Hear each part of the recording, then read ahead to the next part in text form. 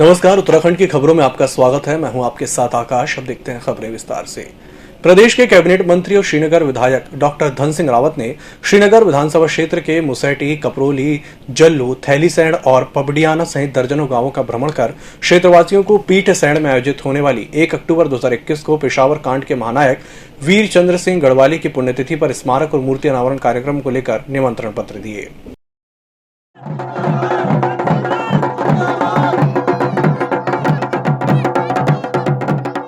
1 अक्टूबर को हमारे वीर चंद्र सिंह गढ़वाली जो पेशावर कांड के महानायक थे, उनकी पुण्यतिथि है और हमारी सरकार द्वारा एक भव्य स्मारक वहाँ पे बनाया गया है।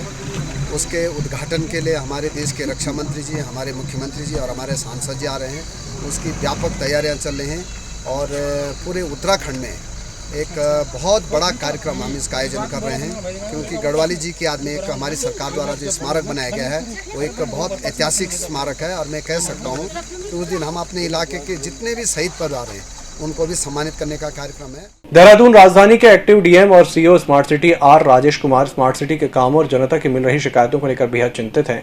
राजधानी के जिलाधिकारी डॉक्टर आर राजेश कुमार सुबह से ही स्मार्ट सिटी के कामों का जायजा लिया। साथ ही काम की गुणवत्ता समयबद्ध तरीके से काम पूरा कराने पर डीएम का फोकस है।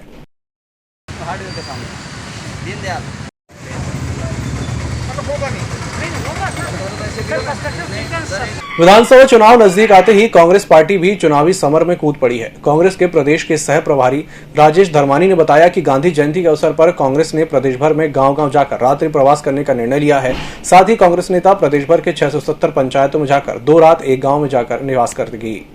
आम आदमी के मन की बात को जानने के लिए और अपनी बात वहां तक पहुंचाने के लिए ये 2 तरह का संवाद होगा।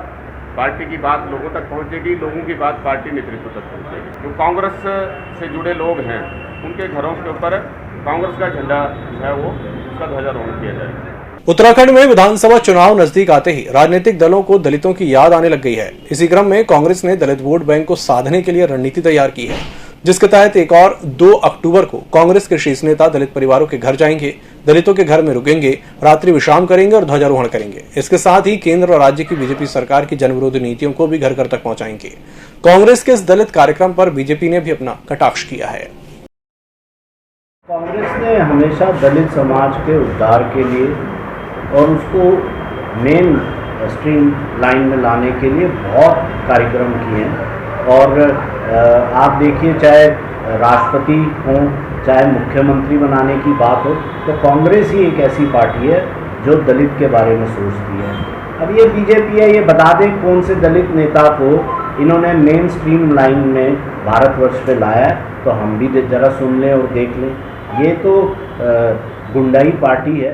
कांग्रेस पार्टी आज नकल करने वाली पार्टी है। भारतीय जनता पार्टी अगर जो बूथों में जाती है, पन्ना प्रमुख बनाती है, भारतीय जनता पार्टी बूथ का सत्यापन करती है, भारतीय जनता पार्टी के नेता, कार्यकर्ता, पदाधिकारी जो हैं अपने मंडलों में प्रवास करते हैं, तो कांग्रेस भी नकल करती है।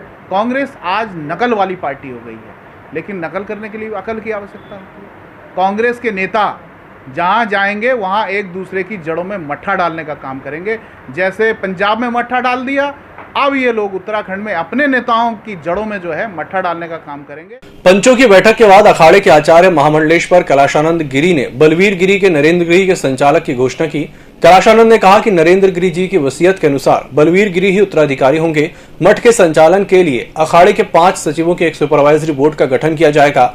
इस बोर्ड के पास के संचालक के सर्वोच्च अधिकार होंगे। और हम सब अत्यंत हताहत हैं। हमारे जो पंचायत निरंजनी अखाड़ा है आज वो अत्यंत शोकाकुल है, लेकिन मठ की परंपरा न बिगड़े, मठ की परंपरा में किसी प्रकार की कोई क्षति ना हो, किसी प्रकार का कोई नुकसान ना हो, इसलिए पूज्य नरेंद्र गिरी जी महाराज ने एक अपना रजिस्टर्ड वसीयत उत्तराधिकारी के रूप में बलवीरपुरी को कर गए थे। लेकिन जब नरेंद्र गिरी जी महाराज को उत्तराधिकारी बनाया गया था तो अभी वसीयत आपके सामने दिखाया गया, रजिस्टर्ड वसीयत है। और उस वसीयत में अखाड़े के 5 सेक्रेटरी उस मठ के संचालन में उनके साथ रहते थे। उसी परंपराओं को लेकर के बलवीरपुरी जी के साथ मठ के हमारे जो सेक्रेटरी हैं, हमारे जो श्री महंत हैं, वो इस मठ की परंपराओं को सुचारू रूप से चलने दें। इसलिए बलवीरपुरी जी के साथ हमारे सेक्रेटरी और श्री महंत उनके साथ कार्य कमेटी में और कार्यकारिणी सदस्य के रूप में और व्यवस्थापक के रूप में हमारे अखाड़े के पंच और पंच परमेश्वर रहेंगे। बागमपुरी गद्दी जहाँ ये सब घटनाएं घटी है, वो गद्दी जो है आज से नहीं, प्राचीन उसमें बाल गिरी जी महाराज निरंजनी अखाड़े के एक महंत थे जिन्होंने गद्दी बनाई हुई है। उसके उपरांत हमारी परंपरा वहाँ से होती रही। उसके 79 में हमारे अखाड़े के जो श्री महंत है वहाँ पे महंत बनाए गए। उसके बाद हमारे जो है महंत भगवान गिरी जी वहाँ के महंत बनाए गए। उसके बाद हमारे जो है नरेंद्र गिरी जी महाराज, उनको हमने 2004 में वहाँ का महंत बनाया। तो ये जो गद्दी अखाड़े की है, ये व्यक्तिगत स्वतंत्र गद्दी किसी की नहीं, क्योंकि हम अखाड़े के संत हैं, अखाड़े के संत ही वहाँ गद्दी के महंत बनाए जाते हैं। इस बुलेटिन में फिलहाल इतना ही। इसी के साथ मुझे दीजिए इजाजत। नमस्कार।